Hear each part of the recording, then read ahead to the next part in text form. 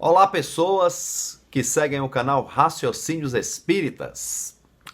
Então, estou aqui mais uma vez com vocês para começar mais uma tarefa, né? Mais uma tarefa bacana aqui no canal, que é o estudo, né? O comentário do livro Opinião Espírita, que já era um trabalho que eu já queria fazer há um tempo, né? Que eu já vinha pensando em fazer. Eu queria fazer vídeos, né? Comentando sobre uma obra espírita, né? Só que eu sempre estava em dúvida qual eu faria, né? E aí eu lembro que eu fiz um divagações, né? Aquela série de vídeos divagações que eu fiz aqui. E uma delas foi o Opiniões Espíritas, né? Que eu falei que muitas vezes as pessoas dão opiniões pessoais, sobretudo aqueles que estão à frente, né? Os oradores, os palestrantes, e que emitem opiniões pessoais e maqueiam com alguns elementos espíritas, aí dizem que é uma opinião espírita, né? E nem sempre o é, né? Porque uma opinião espírita seria realmente algo embasado nos princípios da doutrina espírita. Óbvio, é claro, né, que não existe uma opinião totalmente espírita, totalmente isenta, né, do nosso conteúdo, né? Isso é praticamente impossível. Qualquer coisa que você fale, seja numa palestra, num grupo de estudo, num trabalho de evangelização, você pode falar de conteúdo espírita, mas é quase impossível não ir um conteúdo seu, não ir uma opinião pessoal sua misturado. Tudo bem, é normal. Porém, quando se é responsável, quando se quer realmente transmitir o espiritismo de forma correta, de forma séria, a gente faz todo o possível para que essa nossa opinião pessoal seja o mínimo possível, né? A gente se preocupa mais com a opinião espírita do que com a nossa própria opinião, né? Agora, nem todos são assim, né? Muita gente tem as suas opiniões. Nem sempre é por maldade não, viu, gente? Às vezes até por uma deseducação mental, né? Aí dá as suas opiniões, aí mistura com os princípios espíritas, tá dando uma opinião pessoal, né? Uma opinião, um achismo pessoal, e aí diz que é uma opinião espírita, né? E então, basicamente, naquele vídeo, né? Quem não viu lá pode ir lá ver, Opinião Espírita. Basicamente, ela infelizmente se caracteriza por isso, né, na prática comum aí no movimento espírita. Não que não existam grandes opiniões espíritas verdadeiras, tem, né, muitos palestrantes, evangelizadores, né, coordenadores de grupo de estudos, quando realmente estudam, quando realmente se comprometem, né, com a doutrina espírita, dão opiniões realmente espíritas, né? Mas como acabei de dizer, né, tem que ter realmente o compromisso com o estudo e com o aprendizado do espiritismo, né? Bom, então, e nesse vídeo, inclusive, eu comentei, né? Existe um livro chamado Opinião Espírita, e realmente existe. É um livro psicografado em parceria, né? Francisco Cândido Xavier, o nosso queridíssimo Chico Xavier, e Valdo Vieira, né? Que psicografou alguns livros em parceria com o Chico Xavier, né? Quando ele era compromissado com a doutrina espírita, né? Que Valdo Vieira, ele era uma antena psíquica maravilhosa, né? Não era só o Chico Xavier que era aquela antena psíquica. O Valdo Vieira também era um grande médium psicógrafo, uma grande antena psíquica dos bons espíritos, né? Só que, infelizmente, em dado momento da vida, ele decidiu seguir outros caminhos que a gente respeita, né? A decisão de cada um. Hoje ele está desencarnado e, com certeza, deve estar avaliando as suas escolhas, né? Qual foi a melhor, qual que não foi, né? Então, que os bons espíritos realmente o amparem e o protejam. E o que foi feito de bom pelas mãos dele está aí, né? Tanto as psicografias solo dele, quanto as com parceria com Chico Xavier, como é o caso desse excelente livro Opinião Espírita, né? Que é feito pelos espíritos Emmanuel e André Luiz.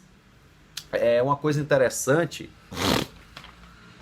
é que o que deixa claro aqui na introdução do livro é que, assim, ó, os médiums Francisco Cândido Xavier e Valdo Vieira, né, Emmanuel e André Luiz, abnegados benfeitores espirituais, né, o Emmanuel e o André Luiz, formaram os capítulos desse volume, responsabilizando-se o primeiro, ou seja, o Emmanuel foi citado primeiro, pelas mensagens de número pares e o segundo pelas mensagens de número ímpar. Então, as mensagens par é de Emmanuel e as mensagens ímpares é de André Luiz. Agora, não ficou claro quem psicografa em cada capítulo, né? A gente sabe, se for o capítulo 1 é André Luiz, capítulo 2 é Emmanuel, mas não ficou claro quem está psicografando quem nesse momento. Acho que também porque não deve ser importante. Eu até imaginei que Chico psicografasse Emmanuel e Valdo psicografasse André Luiz, porque nas mensagens da introdução, a mensagem de Emmanuel é psicografada por Chico Xavier e a mensagem de André Luiz na introdução é por Valdo Vieira. Então eu fiquei, por dedução, eu acho, mas é achismo, que deve ser assim ao longo de todo o livro. Mas também pode ser que não, né? Pode ser que realmente sejam mensagens psicográficas que não houve a preocupação, porque não tem necessidade de saber quem psicografou qual, né? Se foi o Chico ou se foi o Valdo Vieira, né? Então fica aí só na intenção de saber quem é ou não. Mesmo porque não tem importância, né, gente? O importante é o conteúdo da mensagem, né? O conteúdo é que é o mais importante. E os benfeitores, André Luiz e Emmanuel, que é o mais importante, cabe-nos salientar ainda que os autores espirituais, né, Emmanuel e André Luiz, subordinaram todos os estudos a questões relacionadas na codificação kardeciana. Ou seja, cada capítulo deste livro, né, se refere a um conteúdo dos livros da codificação de Allan Kardec, né? Então, realmente é uma coisa voltada para a base, para a codificação, né? Já que se quer dar uma opinião espírita, então, gente, tem que ser corroborada pela codificação de Allan Kardec com os espíritos superiores, né? Isso é que é interessante. Me lembra até que eu já comentei também em vídeo que acho que todo mundo sabe essa história, né? Que Emmanuel, quando vai iniciar o trabalho com Chico Xavier, diz, olha, se em algum momento você perceber que eu me afastei de Jesus ou de Kardec, você fica com eles e se afasta de mim, né? Demonstrando claramente, gente, que não há espiritismo sem a codificação, né? Não há espiritismo. Tudo bem, o espiritismo não acaba na codificação, ele começa e se desenvolve. E a codificação é uma base sempre para todo e qualquer princípio, todo e qualquer estudo espírita, é uma base sempre. Então é indispensável, né? O espiritismo não acaba ali. Existem outras obras também importantes no espiritismo, mas o espiritismo, a codificação tem que ser sempre a base, né? Veja que os espíritos sérios, como eu sempre estou frisando, recorrem aos princípios da codificação, né? Emmanuel, Chico Xavier, Bezerra de Menezes, né? O nosso querido Divaldo Joana de Ângeles, Marco Prisco, Amélia Rodrigues, sempre recorrem à codificação nos seus estudos, nos seus textos. Então isso é que é importante. E esse livro, Opinião Espírita, especificamente busca lá capítulos, trechos da codificação para emitir a opinião a cada capítulo, né? Emitir a opinião sobre o assunto que vem por aí. Hoje vou só apresentar a vocês aqui os textos da introdução, né? Então, assim, na introdução, o primeiro texto da introdução é de Emmanuel, que se chama Opinião Espírita, quer dizer, o nome do texto introdutório que Emmanuel nos escreve é o nome do livro, né? Então, Emmanuel diz assim: asseverou Cristo, não vim destruir a lei, porém cumpri-la. Isso, entretanto, não lhe tolheu a disposição de exumar é aquela coisa de desenterrar o cadáver, né? Interessante.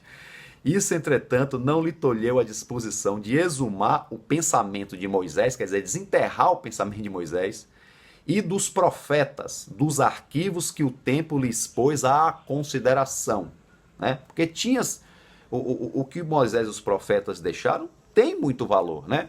Não é a coisa de se jogar fora. Então, que o tempo lhe expôs à consideração, estruturando os princípios e plasmando os exemplos com que rearticulou estatutos e instruções. Quer dizer, ele traz ele não descarta os pensamentos de Moisés e dos profetas, porém reestrutura-os. Podemos dizer que espiritualiza-os, né? porque tem muitas vezes esses ensinamentos de Moisés e os profetas são muito duros, né? O Velho Testamento é marcado muito pela força, pela lei de Deus enquanto a força, a justiça, né? E Jesus leva para os caminhos do amor, da paz, do perdão, dessa coisa toda. Essa coisa sublime toda, né? Pronto. O Espiritismo, pela voz de Allan Kardec, igualmente afirmou: não venho destruir a lei cristã, mas dar-lhe execução. Ou seja, Allan Kardec não veio substituir o Espiritismo, não veio substituir o cristianismo, muito pelo contrário, veio dar execução ao cristianismo, veio esclarecer, veio ampliar, veio interpretar as parábolas que ainda não entendíamos, né? Veio esclarecer as dúvidas devido às diversas más interpretações ao longo do tempo. Algumas dessas más interpretações por ignorância, outras por interesses ruins, né? Outras por realmente querer distorcer para dominar, né?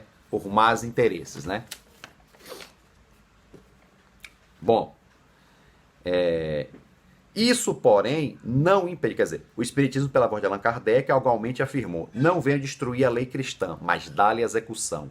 Isso, porém, não impediu que o codificador desentranhasse o ensinamento de Jesus e dos evangelistas, das fórmulas que os séculos lhe submeteram a exame, clareando as recomendações, quer dizer, deixando tudo mais claro, né, como eu falei, e definindo as normas com que traçou a orientação espírita, desenvolvendo lições e construindo diretrizes. Então ele esclarece mais, né, os princípios que os evangelistas escreveram sobre Jesus, né, e constrói novas diretrizes, dá novas luzes, né, vamos dizer assim.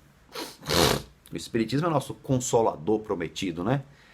Que esclarece e consola. Também, se não esclarecesse, como é que consolaria, né? O Cristo não incomodou a quantos quisessem manter a própria vinculação ao judaísmo, sem, contudo, adiar os ensinamentos do Evangelho. Ou seja, ele não violentou consciências. Aqueles que não queriam acreditar nele, preferiam continuar com seus princípios do judaísmo de então, né? Do Torá, do Velho Testamento, ele não disse que estava errado. Porém, ensinou o Evangelho com toda a intensidade. Trouxe as luzes novas com toda a intensidade para aqueles que quisessem se iluminar. Não é? Por isso que sempre diz, a gente que é espírita, a gente não deve respeitar a fé alheia. Contudo, devemos sempre colocar o espiritismo à frente dos nossos esclarecimentos, das nossas posturas e atitudes, né? Allan Kardec respeitou quantos se mostravam fiéis aos juízos teológicos do passado, mas não atrasou a mensagem renovadora do Espiritismo. Também respeitou as consciências, mas não fez que com isso, de forma alguma, o impedisse de trazer as luzes pelo Espiritismo. Então vamos lá. Oferecendo aos leitores amigos as páginas deste livro, né, Opinião Espírita, esclarecemos, portanto, que nós, os espíritas encarnados e desencarnados, acatamos cultos e preconceitos, conceituações e interpretações dos outros. Venham de onde vierem, como não pode deixar de ser, né? É o respeito. Mas, nisso ou naquilo, possuímos opinião própria que não podemos esquecer nem desprezar. Ou seja, respeitamos as outras opiniões, mas possuímos a nossa opinião espírita, né? E que não podemos, que também tem que se fazer respeitar, né?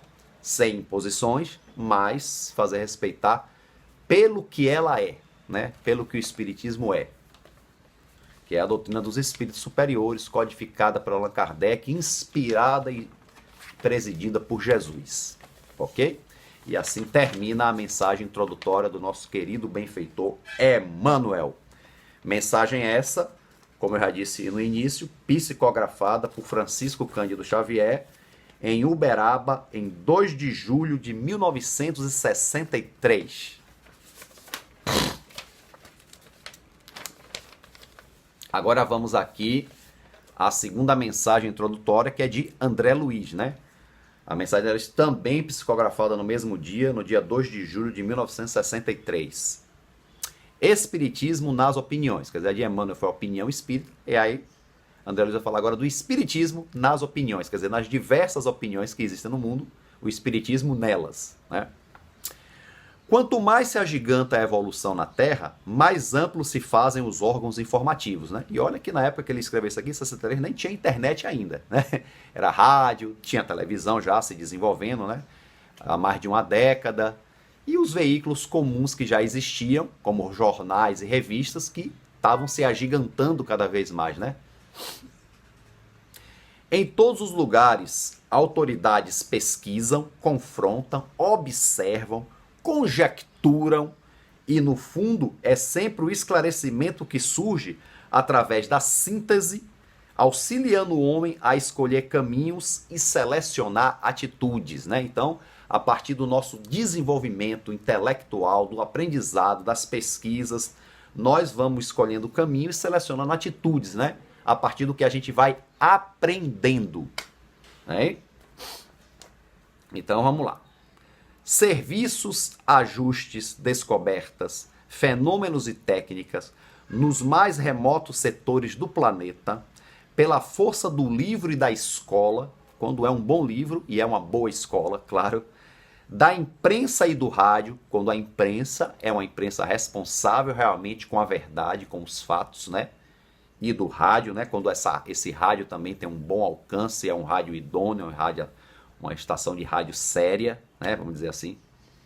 Da televisão e do cinema, que na época, gente, também se usava o cinema como meio de comunicação, né? Hoje em dia só é entretenimento, só é filme. Mas quando você ia ao cinema, você também tinha informação, também tinha noticiário, né? Interessante. Entram nas interpretações da propaganda, sugerindo preceitos ou traçando soluções. Quer dizer, esses meios de comunicação toda fazem, né, parte da nossa cabeça, parte da nossa personalidade, né? Porque está sempre sugerindo preceito e traçando soluções, traçando caminhos. Ah, essa propaganda é a alma do negócio? Justa dessa forma a iniciativa de trazer a doutrina espírita à concorrência honesta das normas que as religiões e as filosofias apresentam às criaturas, ou seja, a nós, no sentido de lhes facilitar a existência. Então é justo que se dissemine também, que se faça propaganda do espiritismo, né? Desde que essa propaganda seja feita de uma forma ético-moral, né? Uma forma correta, né? Para chegar a todos que queiram beber dessa fonte.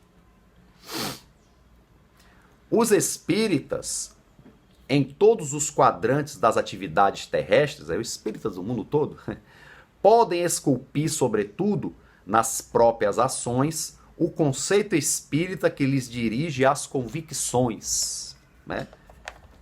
Isso aí. Certo, ao termos receitas de felicidade, perdão, gente, perdão.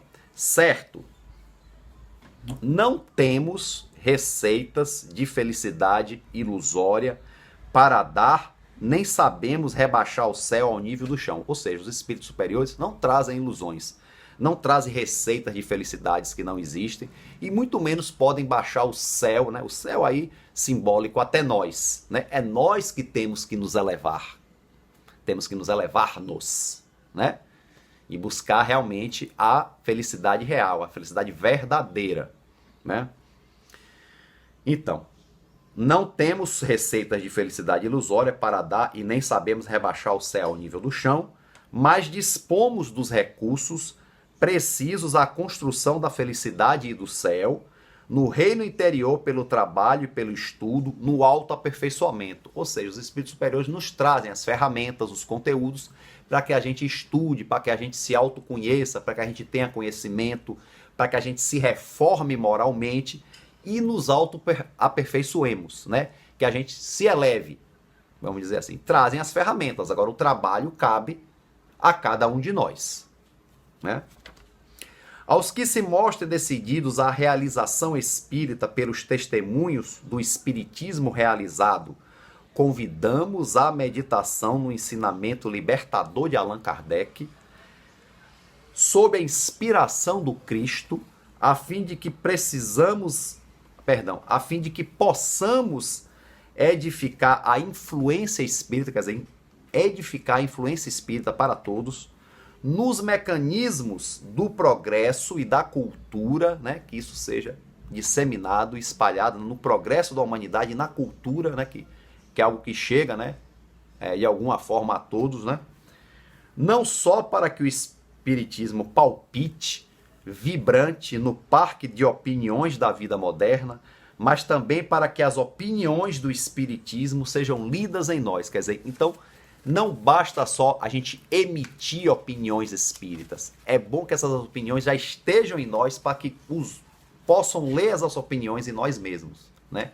Que nós sejamos só os faladores das opiniões espíritas, que sejamos o exemplo, né, dessa opinião, que o espiritismo vibre realmente em cada um de nós que assumiu o compromisso de ser espírita. Óbvio que assumir o compromisso de ser espírita não quer dizer que vamos ser perfeitos de uma hora para outra, mas que já comecemos a construir dentro de nós esses princípios no nosso viver, no nosso agir, né? E que não sejam só opiniões verbais que a gente dê sobre o espiritismo, que a gente viva essas opiniões, que essas opiniões sejam lidas em nós, né? Como encerra o texto aqui, André Luiz, então, texto encerrado, né? André Luiz, Uberaba, 2 de julho de 1963, né? Mensagem essa de André Luiz aqui foi indicada, foi psicografada por Valdo Vieira, né? Essa foi. A primeira de Emmanuel foi Chico, a segunda de André Luiz, Valdo Vieira. Agora, nos capítulos do livro não fica claro, como eu disse, quem psicografa o quê, né? Mas o importante é mais um aprendizado, né? E ao longo dos vídeos, né, que iremos produzir aqui, né? Eu e o canal Raciocínios Espíritas, nós vamos ver que cada capítulo desse livro vai se referir a um momento da codificação e vai ser um novo estudo, vamos dizer assim, da codificação, a releitura, né? Uma forma de ver princípios da codificação por outros ângulos, né? E ampliar cada vez mais o nosso aprendizado, né? Do espiritismo, da codificação e de nós mesmos, né? Eu espero realmente que vocês gostem, eu espero realmente que acima de tudo seja útil, né? E que para mim com certeza vai ser prazeroso fazer mais um trabalho, né? Fazer mais uma série de vídeos com vocês aqui no canal, né? Mais uma, porque o trabalho chama, né? E sempre que se pode, a gente vai fazendo, né? Então, gente, obrigado aí para quem chegou até aqui, né? Ao final desse vídeo, né? E até o próximo vídeo com o capítulo 1, Opiniões Espíritas. Como eu sempre digo, quem gostou, curte aí, aperta o curtir. Quem não se inscreveu, se inscreve no canal, né? E compartilhe. E segue o Raciocínios Espíritas nas mídias, né? Tem o Raciocínios Espíritas no Instagram, tem no Facebook e tem também no Twitter, né? Então a todos aí um grande abraço. Fiquem com Deus.